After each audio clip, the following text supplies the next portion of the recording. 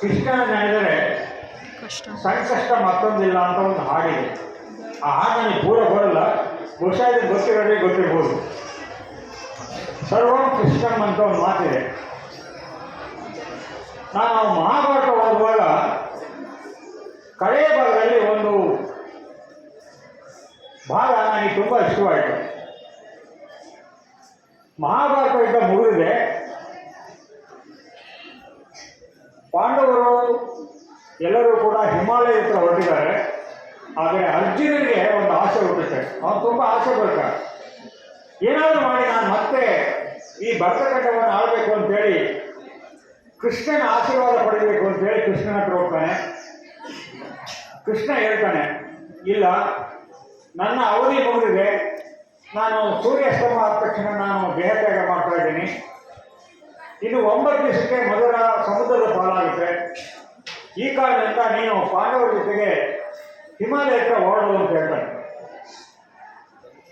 ಅರ್ಜುನನಿಗೆ ತುಂಬ ನಿರಾಸೆ ಆಗುತ್ತೆ.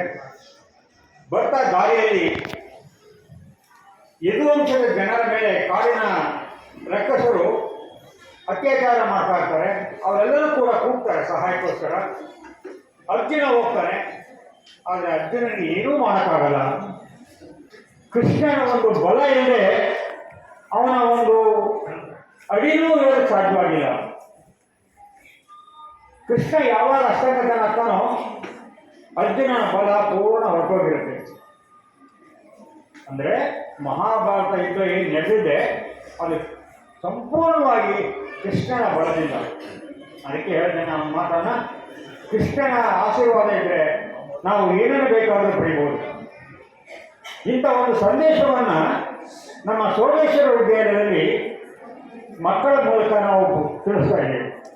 ಅವರನ್ನು ಕೇವಲ ಕೃಷ್ಣನನ್ನಾಗಿ ಮಾಡದೆ ಒಬ್ಬ ಮಾನವತೆಯನ್ನಾಗಿ ಬೆಳೆಸ್ತಕ್ಕಂಥದ್ದು ನಮ್ಮ ಸೋಮೇಶ್ವರ ವಿದ್ಯಾಲಯದ ಒಂದು ಕರ್ತವ್ಯ, ನಮ್ಮ ಭಾಗ ಕೂಡ. ಇವತ್ತು ಆ ಕೃಷ್ಣನ ಕೆಲವು ಅಂಶಗಳನ್ನು ಅವರ ನಟನೆಯ ಮೂಲಕ ನಿಮ್ಮ ಮುಂದೆ ಇಡ್ತಾ ಇದ್ದಾರೆ. ಅವರೆಲ್ಲರೂ ಕೂಡ ಶುಭವಾಗಿ ಅಂತೇಳಿ ಆಶೀರ್ವಾದ ಮಾಡಿ, ನನ್ನ ಎಲ್ಲ ಕೃಷ್ಣ ಜನ್ಮಾಷ್ಟಮಿ ಹೊಂದಿರತಕ್ಕಂಥ ಎಲ್ಲ ಬಂಧುಗಳಿಗೂ ಕೂಡ ನನ್ನ ಅನಂತ ನಮಸ್ಕಾರಗಳನ್ನು ಹೇಳಿ ನನ್ನ ಮಾತು ಕಳಿಸ್ತೇನೆ.